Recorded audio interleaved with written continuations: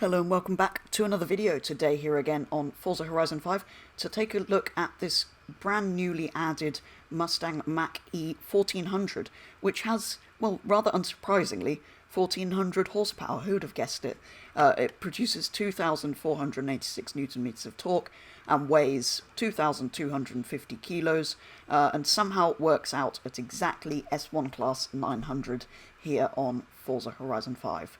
I do love where the number plate's placed just under the rear light there, just kind of written on. That is kind of a cool feature.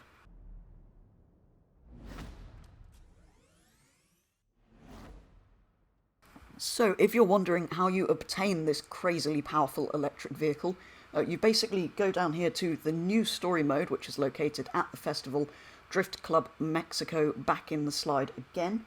As you can see, I have completed it all, which is why I have the car. You don't have to 3-star them, you just have to complete them, so get 1 star on each one, which is quite literally the easiest thing in the world to do. So if you do on this car, it's very easy to unlock. Takes maybe half an hour just to do the challenges. You don't have to 3-star them, like I said. You can go back and do that later if you really want to. But yeah, that's how you get the car. So, as for driving, it is an electric car, it accelerates incredibly quickly, and currently, in rear-wheel drive mode, it does slide about a bit. I have driven this briefly already in the final chapter of Drift Club, you do get to drive it, but you might notice down by the speedometer there, we've got the rear-wheel drive and all-wheel drive setting. It is rather slidey in rear-wheel drive, which makes sense, it's kind of designed for drifting in that mode, but yeah, you can change it. So as with cars with race mode in Forza, or convertible tops, all you do is pull over at the side of the road, press the left analog stick, and away you go in all-wheel drive, and then immediately it's not sliding about, and it's got the traction and downforce of an racing car.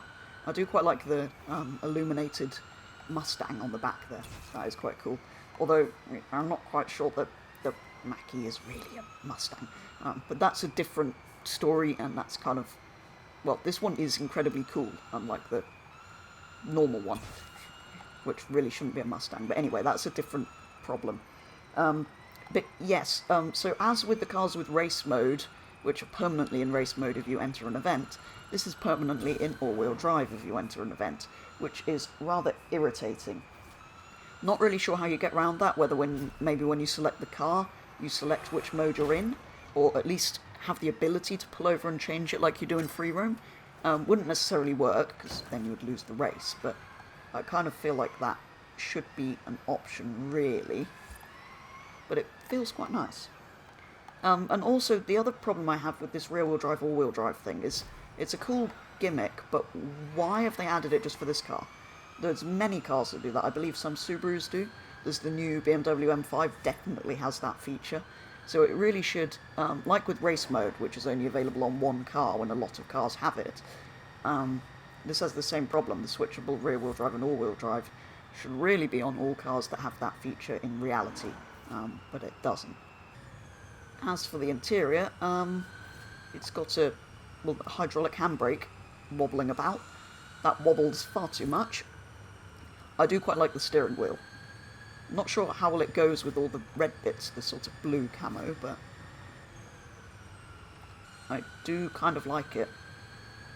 That RPM is slightly irritating, and there's not, as far as I can tell, a speedometer. Oh, right in the bottom corner, there is a speedometer. So, as with all other new cars, it was given 5 laps around the festival, and what you're seeing here is the fastest time I managed to set. Now, the only close cars we've taken round to this being at the top of S1, are the 488 Challenge 911, so slightly above this, and the Aventador SVJ a couple of PI lower. And as I said before, it's permanently in all-wheel drive for these events, which is probably what you want for circuit driving. With rear-wheel drive, it does want to drift everywhere, basically. So this is kind of a lot smoother for this kind of driving, and is what you want to be able to control it around a circuit like this. And compared to other electric cars, it drove rather nicely. I mean, it is a race-prepped car, and all of the others are hypercars, but road cars at the end of the day. So it does handle a bit better than those, but it is still electric, it is still quite heavy. It does still understeer a bit with that all-wheel drive system. So overall, the lap time is not that great, considering the PI of the car. So yeah, it's not all that great, but it is quite nice to drive. The best time I could get out of the Mustang Mach-E was a 101.495, putting it round about where cars that are about 870 PI are. So not quite sure why it's quite so high rated stock. It's not brilliant, which seems to be a theme with electric cars in Forza. None of them are that good for their performance rating, mostly because they're heavy.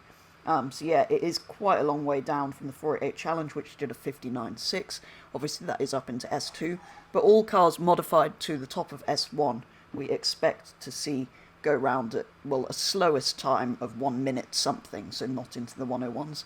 So not all that great, but let's have a quick look at what upgrade options are available. Not expecting many, because it's, well, already a racing car, and electric cars don't tend to have loads. So yeah, rather disappointingly, but kind of as to be expected, it doesn't have many options. You can change your tyre compounds to, well, just about anything if you really want to. Change your widths, track width, rims. There's not a lot there. Drivetrain, I mean, there's diffs, but yeah. And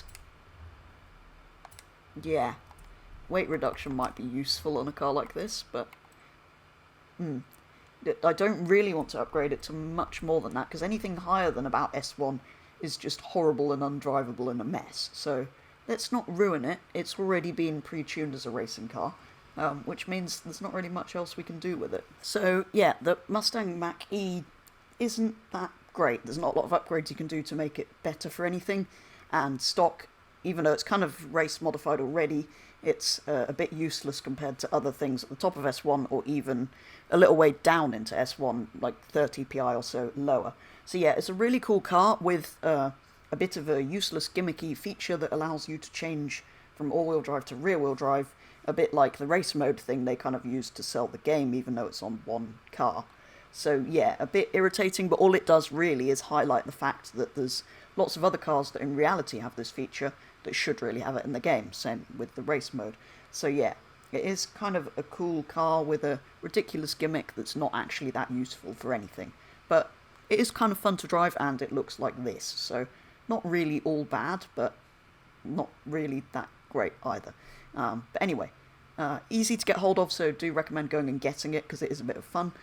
Like I said, took about half an hour to work through all of Drift Club, so you can get it fairly easily and, well, have fun playing about with it yourself. But I don't think it's going to be terribly competitive for anything, just a bit of fun really. But anyway, that is going to be all for a first look at the Mustang Mach-E 1400 here on Forza Horizon 5. I do kind of hope they add the standard one of these as well, just so we've got more variety of electric cars at some point. But anyway, there are plenty more brand new cars that I will be taking a look at as they get added. But for now, for a first look at this car, that is going to be all. So thank you very much for watching, and I'll be back with the next video very soon.